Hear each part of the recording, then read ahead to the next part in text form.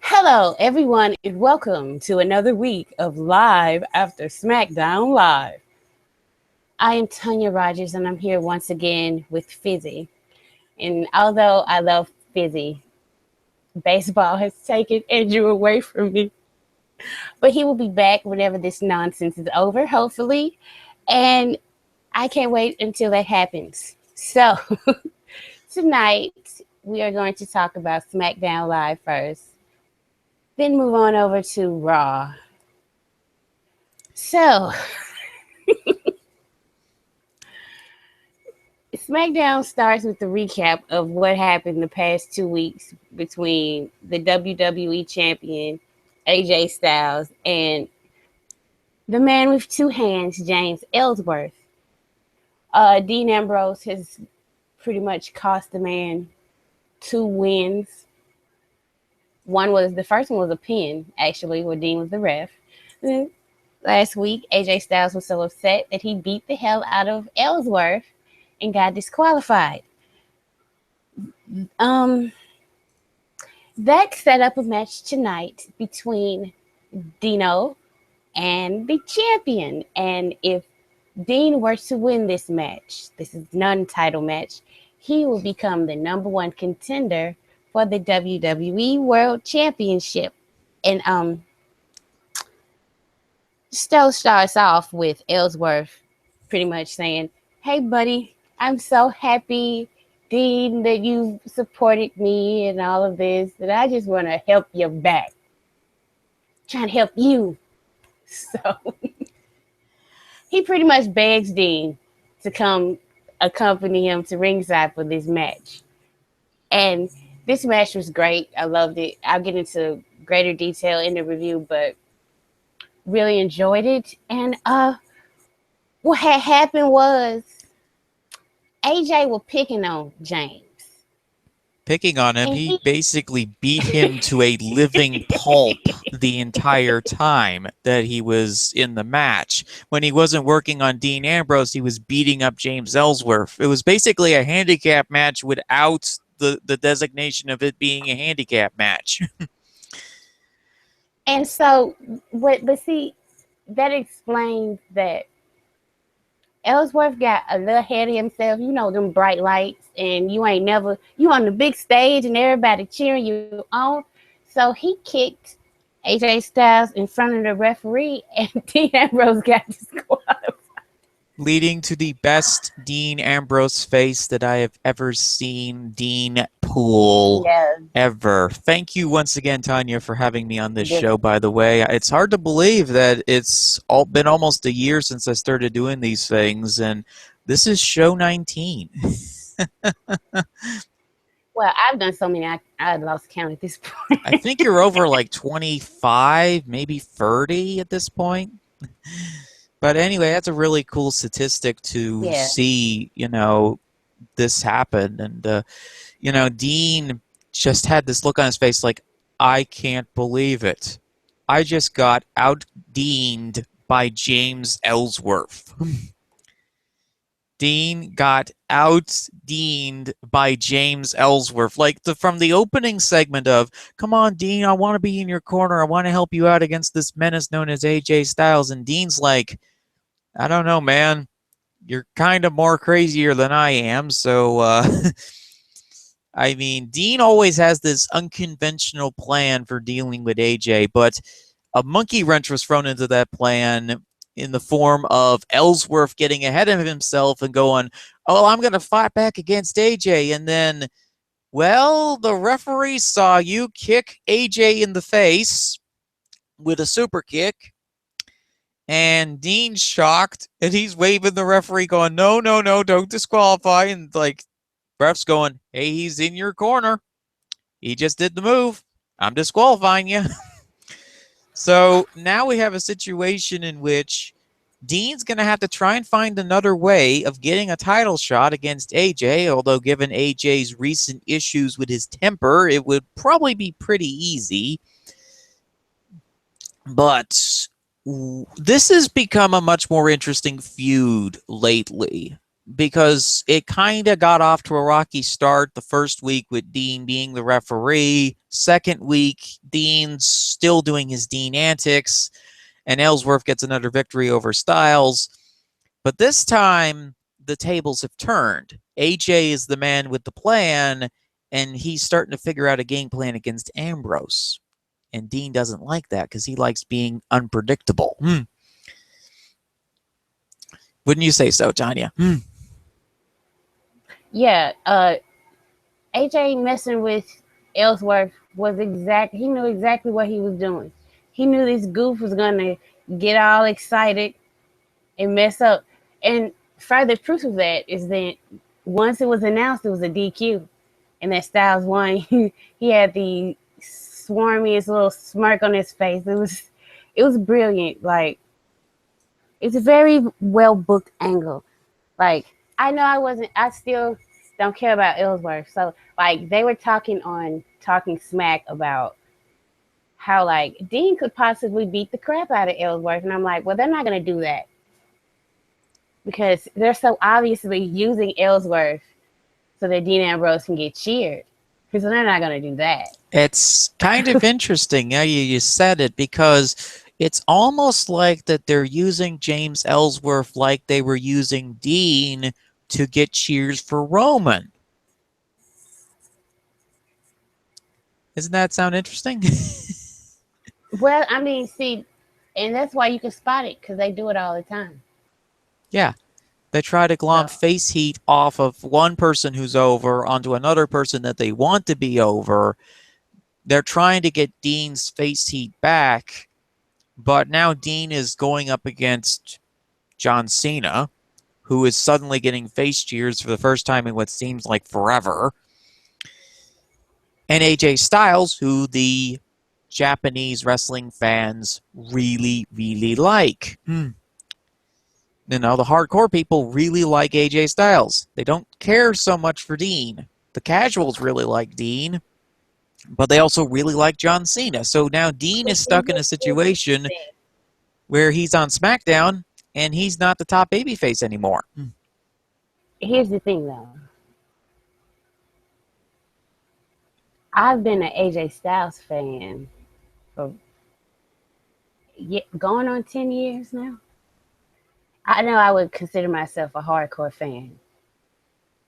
So, yeah, I've been an AJ Styles fan for 10 years. So, of course, I'm going to be more readily to cheer AJ than Dean in this situation. Because, like, even though I'm a hardcore fan, I kind of lapsed off. So, I only know Dean, or I knew him first from WWE. What was that, 3 years ago? Almost 4 years ago. Oh my God, Survivor Series makes 4 years. How could I forget that? But anyway, so, and then, you know, I'm used to John Cena. And just to see any little small change in John Cena's character can get him over, as you've seen, because he hasn't really been the same Cena. He had a promo that he did against AJ Styles talking about, you know, how it's not manly to say his feelings, but damn it, he don't care. He loves seeing these kids smile and this and that. And I was like, it's a different twist on what he's always been saying. It's like Cena, but mature Cena. Mature Cena is the shit. He is the bomb. And that's why he's getting cheered. Because it was like, yay, forever. John Cena was that same G.I. Joe action figure that we've played with him for like 7 years, but he never gets any bite marks or scuffs or scrapes. He never changes. So it gets boring. Like, I'm a little girl, I used to play with dolls. After a while, oh, it's pretty. I've curled her hair for the 15th time. Now I'm just going to chop all her hair off and right on her face and tear up her clothes. Huh, that's a very interesting analogy there. Well, that's why he's over. And see, the thing about Dean is pretty much every wrestler is that analogy where, like, Shawn Michaels never really changed his gimmick, but he always did like the Madonna or Prince type thing. Like, even though if I'm the same, I'm not gonna look the same when I come out, so I'm gonna change this and wear that or do this differently now. And you always got to do that. So I think that was the issue people were having with Dean. They were like, evolve, show me something more. We've seen this already. Yay, it's great. That's what Stone Cold was like, basically almost screaming at his face in that interview. And I kind of like this story. It's bringing me back on Dean. I like his promo. I liked everything about that match. Mm-hmm. Everything about how it was booked tonight. That was something different. I thought Dean was gonna win. So when it was like he's finna get DQ, that's another different layer. To the And it's different. You don't know really where it's gonna go. You can't say for certain now who's gonna be the number one contender. Cause like, how else is Dean gonna get back in? Yeah, I mean, thankfully for him, the other number one contenders are kind of busy beating each other up or preparing for the Survivor Series contest. We spent enough time on that. We gotta talk about Randy Orton, who I finally became a fan of. Like, how many years now? Just started this year officially. Randy Orton, maybe a Wyatt, could be a Wyatt, should be a Wyatt. He's okay. Bray Wyatt has a no DQ match against Kane, and of course Luke Harper's going to come out there and assist. So during this match, to me it wasn't anything really special. This match was just a means to get to a storyline, and that's fine. It's TV, it's not a really big deal. So Randy comes out and it looks like he's going to help Kane. And he RKO's Kane and lets Bray Wyatt get the win. Then, when he's questioned about his actions, he said, well, if you can't beat them, join them. So,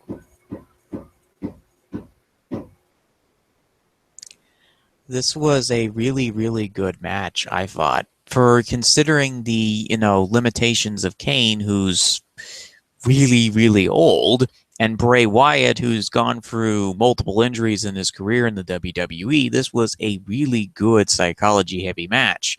It's understandable that this would be no DQ, given the fact that Kane is associated with the general manager of SmackDown, Daniel Bryan.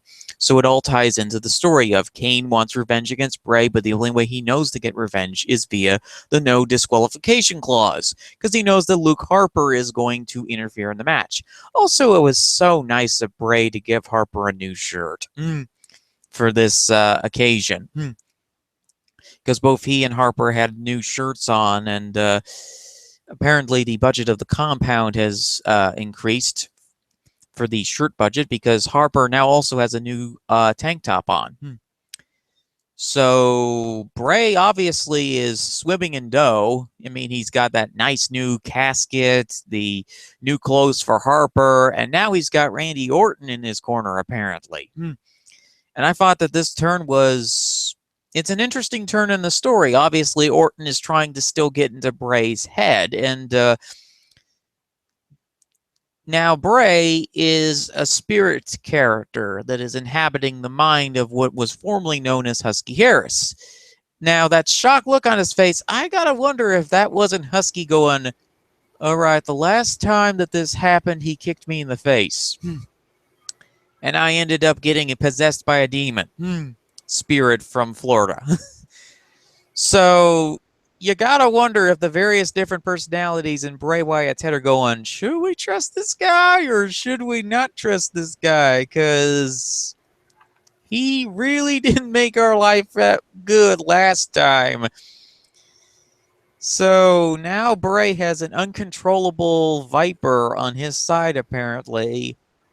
And this might lead to a very interesting situation. Is Orton going to become a permanent member of the Wyatt family? Is this just going to be a turn for 1 week?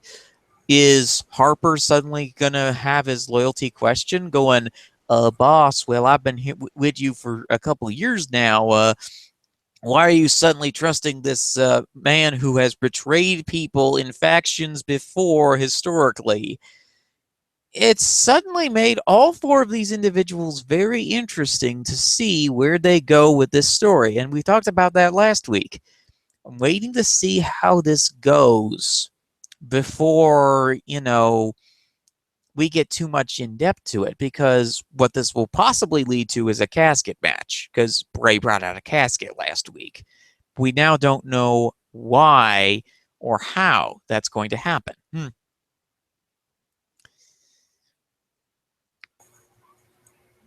Oh yes. I'm pretty much still waiting to see, but I've Mhm. enjoyed what I've seen so far.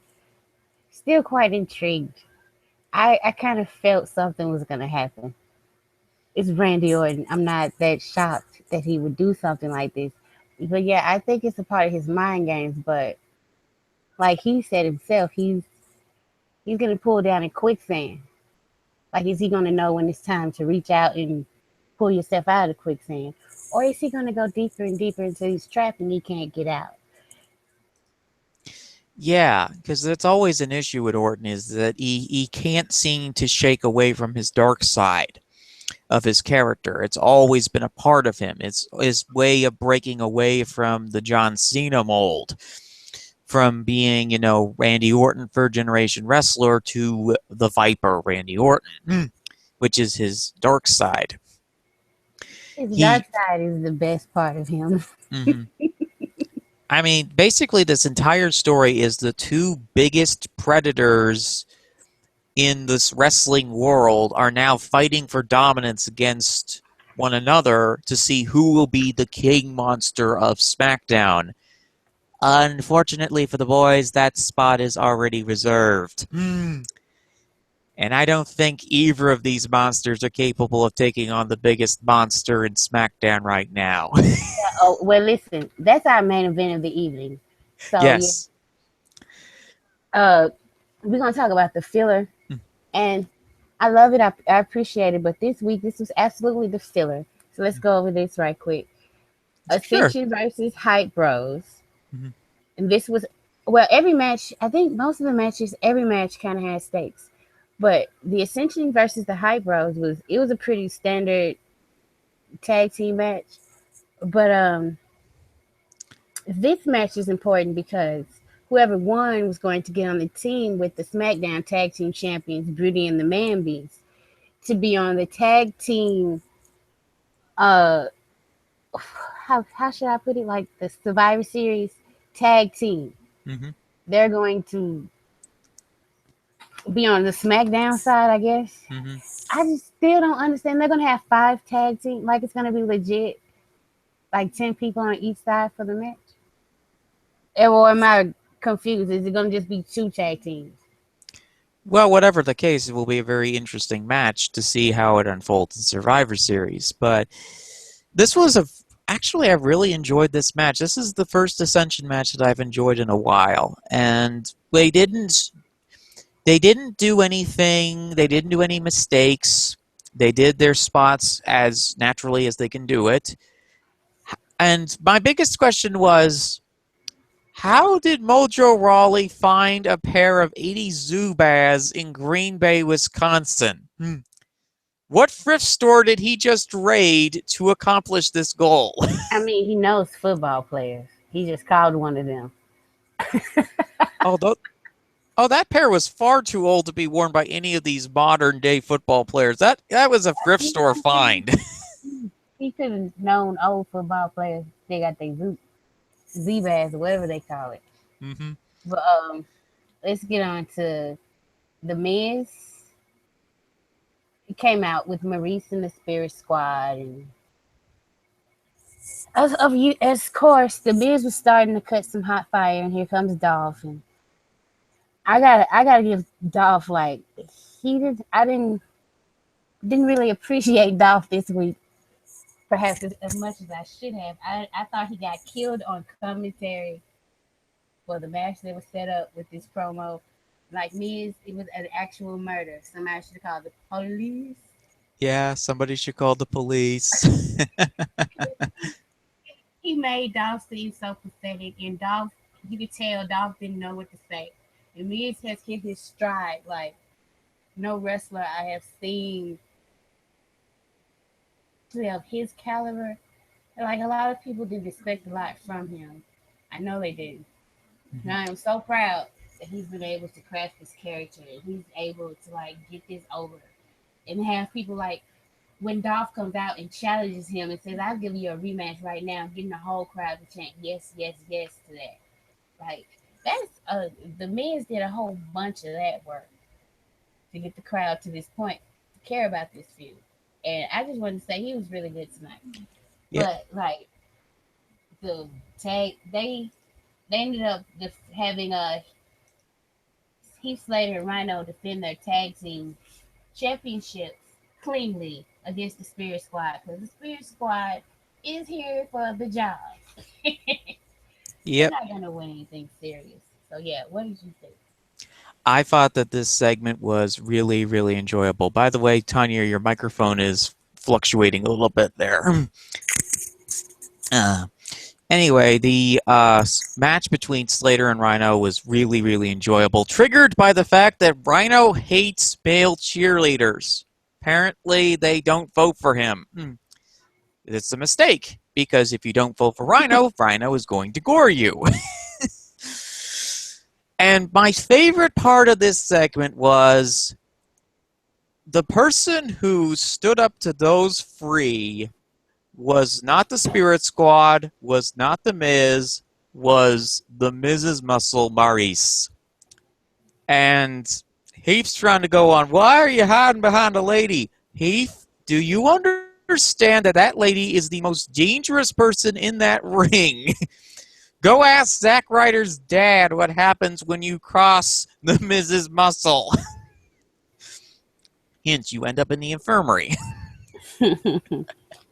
So the idea of Ziggler getting into a verbal battle with the Miz is hysterical to me because he just was lost the entire time, where the Miz is doing shot after shot, and the thing I didn't like about the match was the fact that commentary kind of distracted from it a little bit, except for the Miz's commentary, whereas Ziggler was just like, oh, Miz, you're a coward. I could beat you with both hands tied behind my back. So, all these like petty insults that Ziggler was he doing just didn't Ziggler work was on the Miz. he was a step from saying, "I know you are, but what am I to the Miz?" Mm-hmm. Like you have nothing to think of, bro. Give it up. Just Mm-hmm. yeah, get up and start arguing with him because you're mad because don't you cannot talk with him. He cannot keep up. Yeah. That was sad actually. They need to never do that to Dolph again. Mm-hmm. Shame on WWE for that. Just Because have Mrs. Miz spray him in the face with mace again to keep him from talking. or no, you can have a promo battle because that's fine. Yeah, just But not a you please don't. commentary battle. Yeah, because that's not gonna work for your boy, Mm-hmm. the Intercontinental Champion. Okay, let's get to the real main event of the evening, ladies and gentlemen. The real Mm-hmm. main event. Double main First of event. all, yeah, this actually is a double main event because it was just that good. So we're gonna start off with Daniel Bryan, the GM, was backstage with Natalia, and she was lobbying to be the captain of the Women's Survivor Series team. So DB was like, okay, well, if you want it so bad, then you can face Nikki Bella. And if you win, you're the captain, but if you lose, you're off the team. So now we have another match with stakes. And I like the match. I do. I appreciated the fact that Natalia was a freaking bully and it was kind of mat based. Those ladies were wrestling each other and grappling and going for roll ups and this and that. And I also appreciate that Nikki Bella's submissioner is like 100 times better than John. All this time, John Cena was doing his his little whatever he does. He was doing it like that. So when Nikki came with the fearless lock, it would look so much better. Isn't he such a great guy? Oh He yeah, did. yeah. I mean, Yeah. yeah, when Nikki went with the fearless walk, which is basically an improved version of the STF, which Oh, it's the best one I have seen since Jazz. Legit, Mhm. the best one. Yeah, I mean, that was a really enjoyable way to finish off the match. And of course, as Nikki Bella is celebrating, well, your least favorite wrestler decides to Listen, charge I in was and not do gonna. what Why she we gotta does wait? best. Wait. This segment was about Nikki Bella becoming the captain of the SmackDown Women's team for a Survivor Series. This was not about a bargain basement Kardashian wannabe Carmella. Oh no, no, no. She's been watching like binge watching the Real Housewives of New Jersey now, and so now she's gonna be a fake mafioso girlfriend or whatever. Capiche? No, I do not capiche. I want you to go away. It's every time Nikki does something, here she comes. She is pissed that Nikki Bella came and got a bigger pop to her because Nikki Bella's actually a star and she beat her because Nikki's a better wrestler than her. So she has been raining on Nikki's parade ever since. So, but you're the one in the right. Mhm. I cannot stand this lady. I hope she's eliminated first on the SmackDown women's team. I hope she gets pinned first. I hope she gets pinned Mark Henry style. Like, didn't even see it coming. You want Nikki, the team captain, to I literally want, Bella Hammer no. Carmella, and she Okay, no. So takes. listen. This is how I book Carmella getting eliminated from Survivor Series because it's Raw. She starts the match because she's cocky and all, whatever. She's like, first Nikki's going to start, but then she tags herself in.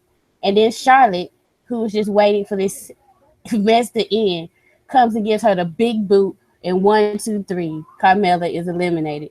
And then they can have a match. That sounds like a really good plan there. The match that we were talking, the Nikki Natalia match was a really enjoyable match. Like you said, it had a lot of mat-based moves. There was quick pinfalls, a real sense of urgency that of these two wanting to be the team captain for SmackDown because Natalia wants to be the leader. She's always obsessed about being the leader of the whatever women's division she's a part of. However, she also is extremely greedy and demanding, and she obsesses over that. You know, she did that when she was a part of Beth Phoenix's Divas of Doom stable. So here she comes in and she tries to bully Daniel into letting her be the team captain. And Daniel's like, no, no, no, no. There's another person here who wants to be the team captain. And that person is, of course, the queen of strong style, Nikki Bella, who put on another great performance in the ring tonight. You know, being able to carry Natalia to a serviceable match, which has been kind of difficult seeing as Natalia is Natalia. Although Natalia's taunting is still questionable, honestly. And I really did like the end match segment, which was extremely enjoyable, you know, because once again, it showcases that one of the two major blood feuds that's going on in the women's division is still continuing. And Carmella is continuing this her goal of beating up Nikki Bella. I like that she's become so obsessed. I do think that, you know, a comment I made a couple weeks ago on one of these shows where she has a picture of Nikki Bella's face on a dartboard. She most likely owns one of those. And she's throwing knives at it and psyching herself up for how am I going to beat up Nikki Bella today? But sooner or later, Carmella's face is going to be hit with yet another Bella hammer. And now she's got to worry about Nikki Bella's new submission maneuver, which is the Fearless Lock, the most improved STF, as we've said, ever. you know, what's next? Is John Cena going to be doing some kind of move that he's never done before? I'm guessing like one of Nikki's. Oh, please don't let him start trying to think he can throw some elbows. No, just no. That's fine. We're quite all right. Jones just fine the way he is. But yeah, I was so Nikki Bella. After all of that, she's still the captain of the SmackDown Women's team for Survivor Series, and that is a great thing. And our final event for the evening is the WWE SmackDown Women's Champion Becky Lynch, and she was supposed to have a in-ring interview Renee Young, but Alexa Bliss really wasn't having any of that nonsense. And Fizzy, since you love her so much, I'll let you explain this scene. So basically, Alexa Bliss forces the Katie Couric wannabe out of the ring. And while the Katie Couric wannabe and her boyfriend are busy tarring and feathering Alexa Bliss's car, Alexa gets in the ring to insult Becky Lynch and calling her a coward, that she has a streak of yellow on her back, and all sorts of various different names. Becky, I think, called her a munchkin at one point, which, okay, Becky, you realize at this point that Alexa Bliss is possibly the biggest monster on the SmackDown side of the roster. Calling her short or patting her on the head are the two things that you must not do to the Pixie Hulk. The Pixie Hulk is getting angrier. Every time that Becky allegedly ducks Alexa, Alexa gets madder because she has something of a warrior's sense of honor about these proceedings. She may be a monster, she may be a heel, but she still wants to beat up Becky Lynch. And she has all this confidence and bravado that she can actually do this because she is 5 feet of fury. But Becky is now getting into the mindset of, all right, I have just had about enough of this little tiny tyrant, and I'm going to break her arm. That's what Becky kept trying to say to Alexa, and Alexa was not listening at all. Because she's like, la, la, la, la, la, I don't want to hear it. I don't want to hear that you're about to smash my arm to pieces in this match in Glasgow, Scotland on November 8th. You know? So it was a really, really great back and forth promo segment. Alexa just absolutely destroyed Becky every single time that she tried to mount a comeback. Alexa had another one-liner. I also love the fact she wore a t-shirt that said, sorry, not sorry. And her faces were on point. She forced Renee Young out of the ring, which was enjoyable. I do hope that she's able to find a car wash that is able to get tar and chicken feathers out of the seats, because that's what Renee Young and Dean are going to do, because I don't think Renee Young likes getting insulted like that. But anyway, the final segment was fantastic. Alexa tries to do another sneak attack on Becky Lynch. Becky anticipates it, attacks her, and there is basically this knockout, drag-out fight between the two of them until Becky gets hit in the back. And what it was described earlier is that Becky had a back injury, and Alexa takes advantage of the situation, beats up Becky Lynch, throws her into the ringside barricade, then rolls her back into the ring, and the Pixie Hulk's got a plan. She goes over to the timekeeper's area and takes out this yellow spray can, walks back to the ring, and sprays a yellow stripe down Becky Lynch's back and a little bit into her orange hair, which is going to take a long time to get out of her hair. So she has managed to escalate these stakes massively on the level of Nikki Carmella's endless blood feud. The Pixie Hulk wants Becky Lynch's title, and she will do any means to get that title. All the little confidence boosts in the world. She is riding sky high right now. She believes that on November 8th in Glasgow, Scotland, that the tiny tyrant will defeat the Irish master of puns in her hometown. And I'm really looking forward to this match. That's how you build stakes. You don't send evil Santa Claus's herald out to explain No, stakes. wait, no, not yet, not Not yet. yet? Okay. No, no. That deserves its own. Don't let that touch with what's going on SmackDown. Don't even let's not expose that. That baby ain't had all they shots. Let's not bring it over here to SmackDown. No, keep the raw baby over there. Listen, I'm so proud of Alexa Bliss. Like Becky, I don't know, she kind of fell flat for me. I might have to go back and rewatch it again to fully critique Becky's performance because I was captivated by Alexa Bliss from the time she first came out. Really don't care mark for Alexa Bliss. Well, you should be too. She's gonna find you and treat you the same way she treated Becky Lynch tonight. People keep like they don't believe what I'm saying. She will beat you up. I don't know how many times I have to tell you this. Alexa Bliss got a mean streak a mile long. Nobody in the company comes to it. They can't touch it.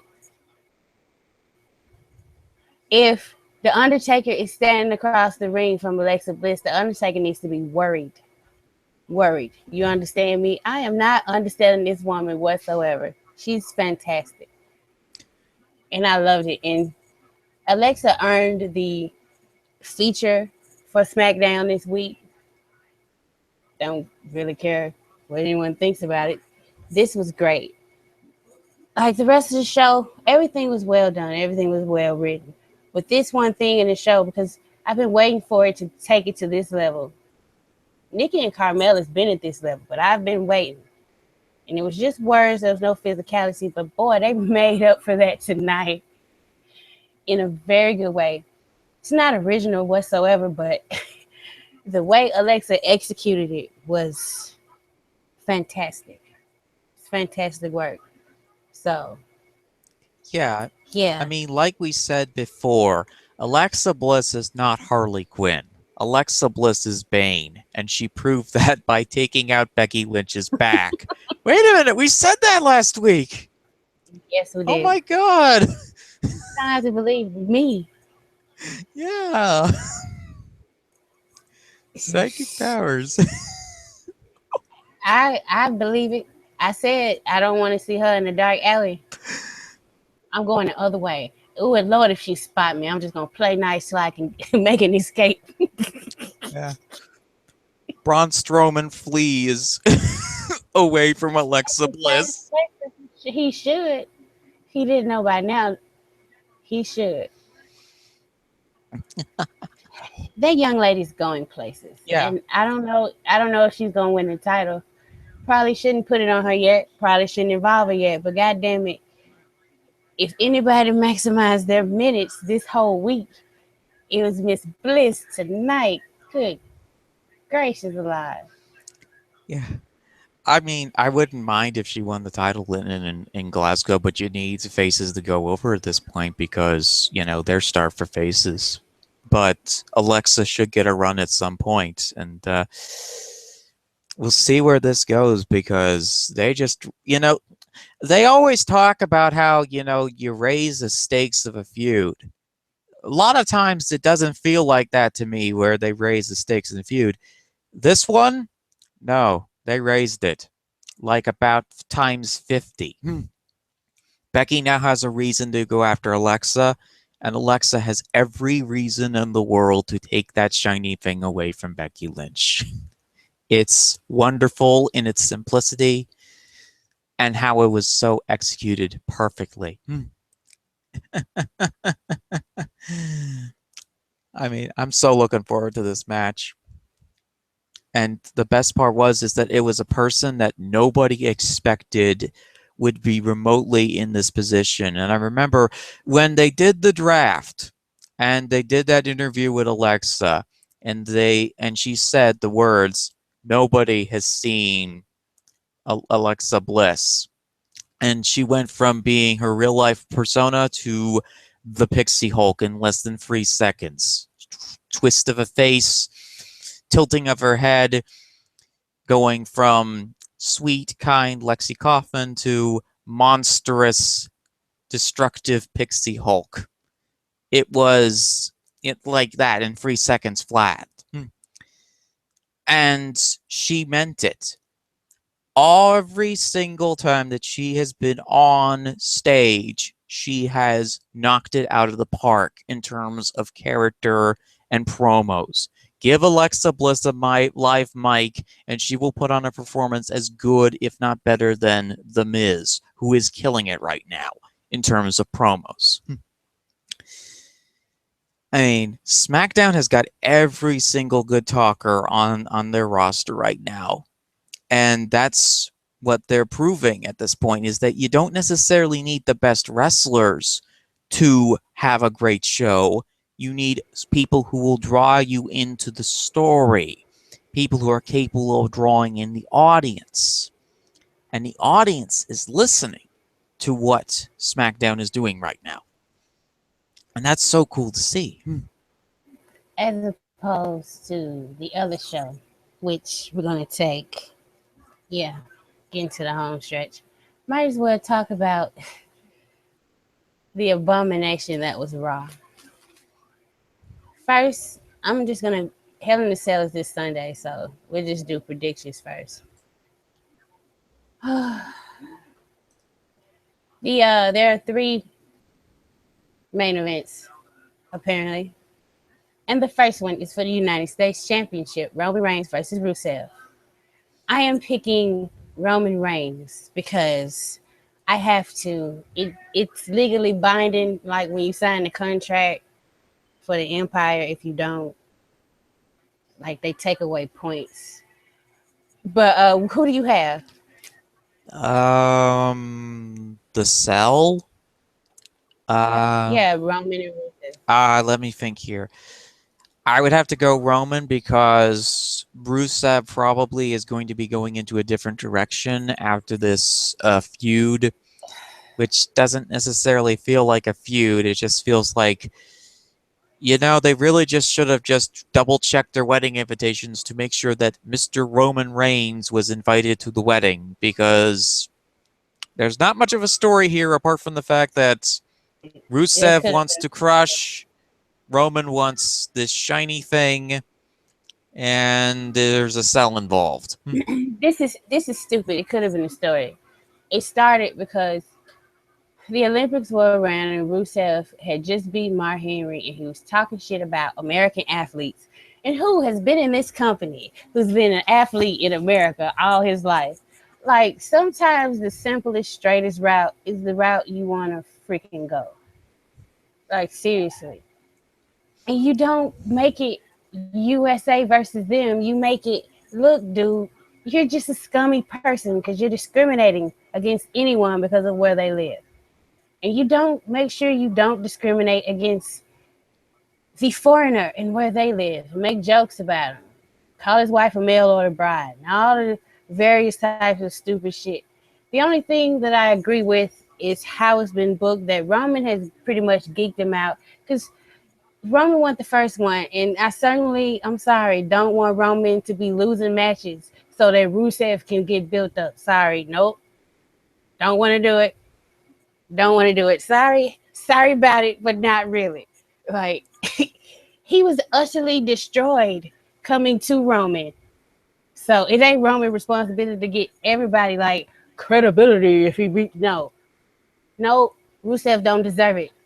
He had to earn it. I'm sorry. Fuck that shit. No. Rusev should not win this match anyway.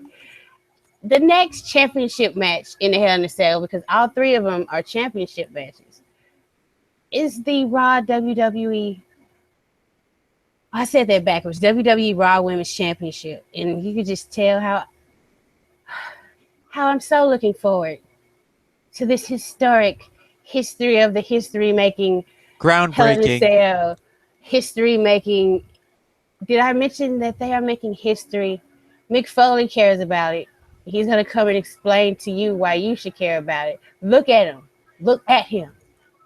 No, seriously, look at Mick Foley. Get him the fuck off TV. I love him to death. I love him to death. It has nothing to do with his physical looks.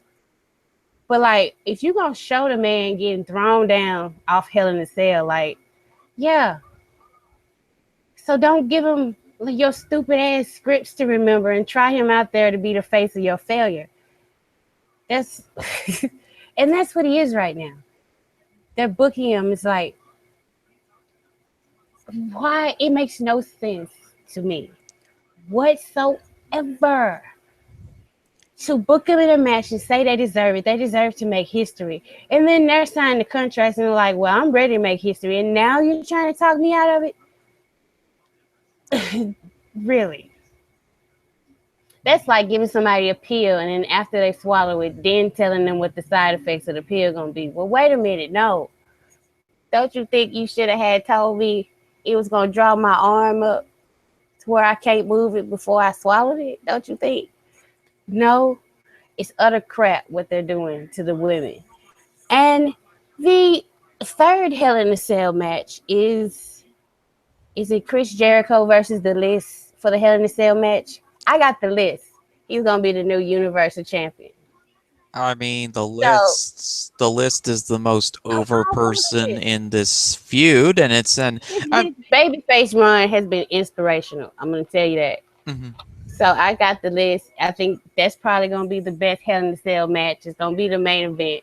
You know, Chris Jericho gonna come out there and put the young guy over, as he always does. And The List, you know, he's only been on the roster for like a short amount of time, but like the crowds love him. He's over. Why not? Just put the title on him. I mean, The next match, mhm. the next match is the WWE Tag Team Championship. The New Day versus Cesaro and Sheamus. And I'm picking the New Day. Who are you picking for that tag team match? Well, let's see here. We actually got a few matches here to pick over first. Charlotte versus Sasha Banks. Probably gonna be going with Sasha, just You because. actually care? They're making history. It doesn't matter who wins. I care who wins. I don't listen to the advice from someone who's represented by Santa, the most evilest force that has somehow displaced Vince McMahon in terms of the hierarchy of evil. So Santa's herald is talking all he wants about history, but I just don't care. I'm going like, okay, well, who's going to win this match? I don't care who makes history. It's just, I just want to see these two in one piece after this Hell in a Cell match. Especially since they've made their feud about history, and that's it. Somebody just walked in and put history. Like, how are we gonna book Sasha versus Charlotte, Hell in a Cell? Somebody put history on a whiteboard and just walked out the room. They're like, okay, guess we're booking it because they're breaking history. Sounds more to me like a deranged history teacher somehow managed to get into the Raw's writer's room, had a mental breakdown, and just suddenly wrote, all history and no play makes history teacher go insane. No, that's not why. I Yeah. can't pick that match because, like, the whole booking of all the women on Raw, even with Bayley and Dana, they deserve better than that too. Mhm. They decided to do a classical arm wrestling match, apparently, from what I heard. Yeah, nobody want to see that. But like seriously, you can pick for the other two Hell in the Cell matches, but to me it doesn't matter. I said I'm picking actually The List to become Universal Championship. That's my actual pick for the third Hell in the Cell match. Of course, I mean, go with the inanimate object. I mean, they've failed to push the inanimate objects before. I mean, ADR's Mexican flag bucket had a really strong run going until they decided to replace him with RVD of all people a few Yeah, years ago. I'm the cold still fish sore was about very that. the cold fish from last year, Rusev's cold fish, Yeah. super over. Never got a push, never. So The List is representing for like everybody right now. Yeah, All the Mitch. Indianapolis, the plant, yes, Mitch, everybody. Yeah, So no, seriously, with the women, I am upset, but I hope Sasha wins. I hope they put on a good match at least. Yeah, I mean, we'll see where it goes because that's the thing with these pay-per-views is that you don't know where exactly it's gonna go. You know, the writing might be bad for most of Raw, but then the pay-per-view shows up and it turns out to be a decent show. And anyway, you were saying the tag division. Oh well, Yeah, New that's a Day. toss-up. Yeah, I'm gonna go New Day because I don't know. It's history for them too, so they got history to make. While we're all making history, it's the history of history. So I'm gonna Uh-huh. go. Oh God, we're gonna make so many history teachers go insane on this show. I mean, because the question is Cesaro going to be renewing his contract with WWE? If they lose, it's likely he might be gone. No, okay. Well, that's a possibility. Mhm. I did not know that. That sucks, man. I mean, I think his contract's up at the end of the year. I'm not exactly 100% sure, but the work. So, do you mean he could still be like him and Sheamus kind of get on the Survivor Series tag team? Because they're the only team I remotely care about on Raw at the moment. Let me think. Yep. Mhm, Although Enzo and Cass did something cool this past Monday, but yeah, mhm. I only care about they have a little story going there. I want to see what happens with them. Yeah, But it's what's the next very. match The for? next match would be a non-title match, actually. Enzo and Cass versus the Club. I mean, when you put people together who you never have go over people, how am I supposed to pick? Both of them lose. Double count out. Probably. I'm picking Enzo and Cass to go over, and then the Club to attack them after the match. That's probably what's going to happen. And then you also have Bailey versus Dana Brooke, which will be a likely match. That match will probably end in no contest after Nia Jax destroys both of them. Because we haven't seen her on TV in a few weeks, and that means the monster heel is going to come out and destroy both competitors. Like that's the best thing for her. The more she can be off TV and come in and be like special and shiny and brand new, because I hear WWE likes when you can come in to be special, like Brock. You know, you come in every week. No, you're not special. You're not shiny. We don't know what to do with you. They, We're just gonna make history with you. yeah. So they thought that Brock Lesnar wouldn't get cheered in Minneapolis, Minnesota. You know what? I don't even care. I think it was. I think that's another situation like with the women. It's like backstage politics. Like who the fuck didn't know Brock Lesnar was gonna get cheered in Minneapolis? That's the dumbest shit ever, and Vince knows better than that. If he doesn't, somebody needs to look at his health mentally, seriously. If you don't know that this man who's beloved is beloved in his home state and you're not gonna get him to boo over Goldberg of all people, Goldberg of all people, they be skeptical to like cheer Daniel Bryan. They wouldn't know what the hell to do. Minneapolis, because they really love him some Brock Lesnar. They really love him. Like, really. I, And I, it's laughable.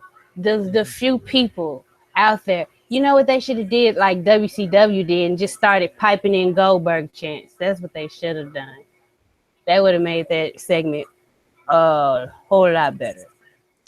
I mean, do they even know how to do that anymore? I mean, I know that they know how to pipe in cheers and boos, but like, Yeah, they know how. mhm. I mean, but like as you were saying, like I'm pretty sure people have done analysis on Vince McMahon's mental health. And if you're wondering why there are so many human-shaped holes in the walls at Titan Towers, then there's your answer. I'm saying, but as a businessman, for you to not know that one of your quote unquote main event attractions isn't going to get booed like an inch. And people were like, well, there I heard some Goldberg cheers. I would dollars to donuts, those were plants that were trying to get that started. I'm dead serious. Who else? Who's gonna do that? Why would Crazy you? people. It's ridiculous. It's ridiculous. It's Yeah. ridiculous. The Also, we whole have. show, the whole show was garbage. The whole Mhm. show. They got a sparkle. Like I'm going off the cuff pretty much because it's what I watched was ridiculous. That's supposed to be a go home show. Ridiculous. Yeah, it doesn't sound like to me a very good go home show. Also, we have. I almost forgot about the cruiserweights. So Brian Kendrick and T.J. Perkins are going to have another match. And it would be interesting if T.J. Perkins was at any good whatsoever at that talking. He's not good. And like what irritates me is that he's kind of talking to Brian Kendrick like he's the mentor, he's the older one. Like I just wanted Brian Kendrick to just shank him. Just shank him and take the title like it's mine now. You have to beat me for After you get it. out of the infirmary from the multiple stab wounds I just inflicted upon you. V Brian Kendrick is good, but TJ Perkins needs work Video games, because man. What ups? he he comes off as being like a little bit condescending to Brian Kendrick. When it took you 18 years to get here too, buddy. Don't just like don't just get all cocky because you got a purple belt all of a sudden. And a video game entrance. And one ups. And lives. And extra mega Yeah. power things. And somebody made a good point to me. Like they they said that none of his offense targets anybody's legs or anything like that. I'm not really familiar with him, so maybe he did used to do that, but he is like the way they structure his matches is so off. I and it is That's another thing. You bring the cruiserweights, and then they're obviously not being cruiserweights. They're out there wrestling normal matches. Like if you got a luchador, as Kalisto says, let him go do lucha things, please, because they ain't getting over no other way, and not on that show. Well, they could all be like. So apparently, if you saw pigs flying in the sky yesterday, folks, that's because apparently Reddit has turned on Seth Rollins. Finally. God. Oh my god. Apparently they don't like him being a superface and pinning You both know what? Owens They, and I actually, book somebody strong for a change, but nah, they should tell the truth of why they don't like him. Because he's doing the exact same shit. I'm so glad Roman didn't have to go out there and for 2 weeks in a row put up some sparkle crotch shit. I'm glad he ain't got that on his resume. So good looking out, Seth. Heaven. Keep doing this. Keep running him with the Lord. Really, really. oh my god. Still that is still a horrific insult at just many of the many bad promos that Seth Rollins has put on in his illustrious career. Like if you just not turning on Seth Rollins, I feel like you late for the party. And like if we could let you in, but like you got every building they got like a capacity code. We don't want the fire marshal to come shut us down, so we have no more room in the Right. turn on Seth Rollins building. Sorry, you got to keep liking him.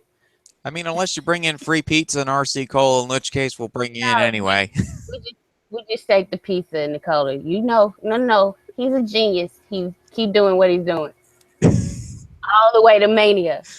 God, time face Seth Rollins. You have no idea. Sparkle crotch. They need to come out with a sparkle crotch T-shirt just so I can buy it, just so we can keep pushing it. God. Seth Sparkle Crotch Rollins. Mm-hmm. I mean, they already have a T-shirt out for the List of Jericho. I mean, I'm pulling for that list, man. I'm telling you, he's gonna be the new Universal Champion, and I really feel like the list with the way he's working right now, he can really sell the value and importance of the Universal title. Because the list doesn't really care about Triple H. Triple H is probably number one on that damn list if you want to keep it real. So he ain't worried about, am I impressing Triple H? He just want to be champion. And that's a face we can all get behind. Sure, and the only thing that Triple H is focusing on right now is one, celebrating his wife's anniversary of their marriage, and two, planning on how he's going to pedigree Seth Rollins all the way to Tahiti. Oh, you mean when he comes back, like right when Monday Night Football is over? Uh, he tends to have a habit of coming in around Monday Night Football, so he's thinking about challenging them, because the typical Triple H thing is that he typically tends to be dominant in football season.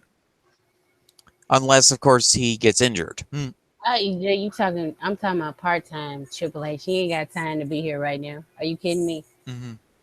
I mean, yeah, they just signed a bunch of new people to the performance center, so they did that photo op, and so Yeah, he's busy with He that. got Mark photo ops. He got all that stuff to take. Mm-hmm. Triple H is a busy man. He cannot possibly take the 10 to 15 steps it will require him to leave Gorilla and come out to the actual Raw stage to explain why he turned on Seth Rollins. He could not possibly do that. You have any more thoughts on SmackDown or Raw before we get up out of here? I mean, right now, Raw is sort of in this. Kind of reminds me of the movie The Wizard of Oz. They're still in the tornado. They haven't even landed on top of the Wicked Witch of the East yet. And SmackDown has got so much really good narrative and story going on right now. It's enjoyable to watch, whereas Raw, I enjoy it for the chaos. I really like the reason I watch Raw on occasion is I enjoy it for the chaos and the insanity that of these people will come up with, and it really is becoming like a WCW show, like some of these people have said. Although, considering how many agents are ex-WCW wrestlers, that's not really much of a surprise to me, at least. But I'm really looking forward now to Becky versus Alexa. I'm looking forward still to Nikki Bella and Carmella's blood feud. The AJ Styles Dean Ambrose feud has gotten a lot more interesting now. Always looking forward to the return of John Cena into the main event scene, and wondering how the teams are going to coexist on these Survivor Series teams, because Survivor Series is starting to look like a really good show. At least on the SmackDown side of things. I don't know how Santa's Evil Herald is going to mess things up on the Raw side, but knowing Mick Foley and his insanity, it's most likely going to be epic. Epically good or epically bad, depending on who you ask. Well, all I predict is that SmackDown is going to make sense leading up to Survivor Series. Uh,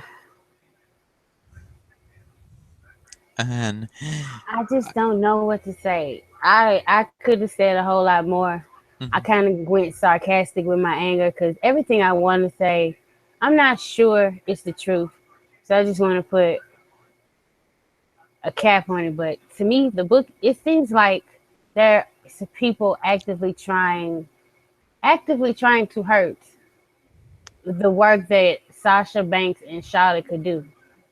It's ridiculous.